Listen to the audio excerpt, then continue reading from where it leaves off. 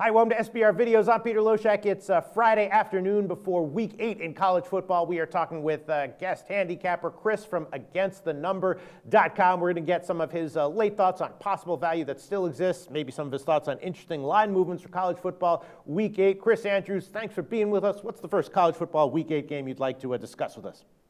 Well, the first thing I want to talk about is Vanderbilt. Last year, they were just an absolute disaster. They had a new coach coming in. I think a lot of people thought that they would just pick up where James Franklin left off. He left the table pretty full, I thought, for Derek Mason. But things really went very poorly for Vanderbilt. They started bad, just got worse all year. This year, a little bit different. The defense really has shown quite a bit of improvement, and I think the whole team in general has shown a lot of improvement. This week, they're getting 3 points. You might have to buy it up to 3, but you could do that at a reasonable price against Missouri. Now, Missouri's really just been the opposite. They had a lot of starters coming back on really on the whole team this year, but some of the key guys that left really had a huge impact on the team. And I think Missouri started poorly. They've gotten worse. Quarterback Matty Mauck's been suspended. Looks like he might be gone for the year. The defense still has been pretty good, but now you're going on the road, laying points. I think Missouri was a team that thought they were going to contend for a divisional championship in the SEC. They're not. Vanderbilt still has some hopes alive for a bowl game. I think there's a real big game for them. Very solid defensive team. I'm going with Vanderbilt plus the points. All right, sounds good to me. And also, I know you're usually not supposed to tease college football games, but here we have a game with a total of 34 or 34.5 and a home dog of 2.5 points. This might be one of those rare college football games that actually does have good value as a tease on Vanderbilt, especially if you like them as a side, right? Yeah, I can see your point. I'm not a big advocate of college teasers, right? But this is the lowest total I can really remember in a couple of years. I can't remember one lower. I'd have to go look through my records, but probably take a little research. Okay. What's the second game you'd like to discuss with us? College football Week 8, Chris. Well, I like Western Kentucky this week. Quarterback Brandon Doughty is a quarterback that a lot of people that aren't huge college football fans might not have heard of. But he's had a terrific career for Western Kentucky. He was granted a 6th year of eligibility due to some injuries. This season, he's picking up where he left off last year, which was fantastic. This year, he has 24 touchdowns against only 4 interceptions, 10.2 yards per attempt, passer rating of 186.4. All those are just fantastic numbers. LSU has been very good. Listen, I don't have to tell anybody that. Right. But they traditionally have one of the best defensive backfields in all of college football. They're not quite up to that level this year. Still very good. But then Dottie's going to be able to get some points against them. LSU's looking to win by running the football. Who can blame them? They have Leonard Fournette. They don't pass for very many yards, about 132 yards a game. So they're not looking to open up the game. I think even if they do get a pretty big lead on Western Kentucky, I think that back door is going to be wide open.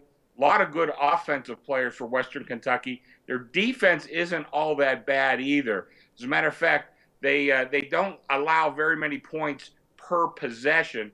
Just the other teams manage to get a lot of possessions. It's only 30% of the time that they let the opposing team score. That's actually a very good number. Just so happens the other team gets the ball a lot because Western Kentucky scores rather quickly themselves. But I think they stay in this game pretty much till the end. Like I said, if LSU does get a lead, I think the back door is going to be wide open for Doughty to throw a late touchdown. I think they get the dough in this game. Yeah. Plus 16 against LSU. Great analysis. Yeah, and if sharp action does come in, I know that some sharp action has come in already on Western Kentucky, and if that continues to come in, we might see this one close at 14, maybe even 13.5. Right, Chris? Well, I think it opened 14.5, went up quickly. Right. Came down quickly, too. Yeah, I took and of course, I took 16. Right. So. And of course, Eastern Michigan was able to get a cover against LSU as a big underdog earlier this year as well. All right, what's your third game you'd like to discuss with us, Chris? Well, third game, I like Texas A&M getting plus. I took plus 6. I know it's down a little bit. Chris, can I stop you for a second? Yes. This was my favorite play of the entire opening lines. I took them at +6. The line actually got bet up early, and I was scratching my head. I was like, why is this line where it is? I'm so glad that it just got validated. Go for it, Chris. I'm completely in agreement with you. My favorite play of the week. One of the first things I looked at, Peter, they had 3 pick sixes against them last week. Yes. And until that third pick six, they almost covered the game. They were in a position to cover the game. And that was against Alabama. Listen, we know Alabama's great. A lot of those pick sixes, maybe not just coincidence. They were brought on by that tremendous Alabama defense. Mississippi's gone downhill the last couple of weeks. After their win against Alabama, they have not been the same team. They have some injury problems. Kelly, the quarterback, has not been nearly efficient as he was early in the season. His numbers are very mediocre over the last couple games. And one of the games that's even lifted him up was a good game they played against New Mexico State, one of the worst teams in Division I. So I think right now Mississippi on a very much a downtrend. I'm not going to fault A&M too much for that loss last week. They lost to a very good Alabama team. A lot of hopes still very much alive for A&M. I think they go into Mississippi. I think they get the dough. Like I said, I took +6. I think even +5 offers some value. I think this game goes down to the finish. I really thought it should be closer to Mississippi, about a 2 or 3 point favorite. Yep. What can I say? That's my favorite play of the week as of right now. Texas A&M. I got him at +6 on the openers. Chris Andrews from AgainstTheNumber.com. Thanks so much. Talk to you next week. Sure, Peter. Thank you.